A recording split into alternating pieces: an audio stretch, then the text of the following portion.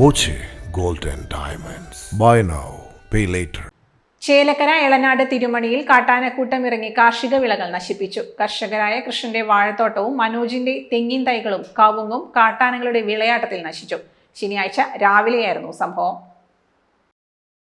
അതിർത്തി പ്രദേശമായ വനമേഖലയിൽ നിന്നും വന്നെത്തിയ കാട്ടാനകൾ കമ്പിവേലി തകർത്താണ് അതിരാവിലെ കൃഷ്ണന്റെ കൃഷിയിടത്തിലെത്തിയത്. ചക്കയും ജലസംഭരണിയിലെ വെള്ളവും കുടിച്ചാണ് കൃഷിയിടത്തിൽ നിന്നും പിൻവാങ്ങിയത്. മനോജിന്റെയും കൃഷിയിടത്തിലെ തെങ്ങുകളും കവുങ്ങും മറ്റും നശിപ്പിച്ചു. കാട്ടാനകൾ മാവിൻ കൊമ്പൊടിച്ച് മാങ്ങകളും പറിച്ചു തിന്നാണ് മടങ്ങിയത്.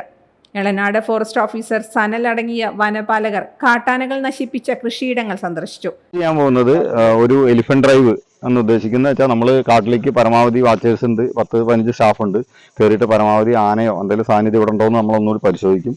പിന്നെ വൈകുന്നേരങ്ങളിൽ പട്രോളിംഗ് കൂടി ശക്തമാക്കാനുള്ള ഒരു തീരുമാനമുണ്ട്. വൈകുന്നേരങ്ങളിൽ ഞങ്ങളുടെ സാന്നിധ്യം ഉണ്ടാവും, ഈ പ്രദേശങ്ങളിൽ ഉണ്ടാവും.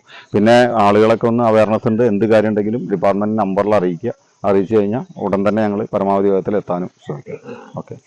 ഗ്രാമപഞ്ചായത്ത് അംഗം നീതു ഷൈജു കൂടാതെ കേരള കർഷക സംഘം നേതാക്കളായ KC George, PT Saju, M പൊന്നുമണി തുടങ്ങിയവരും എത്തി.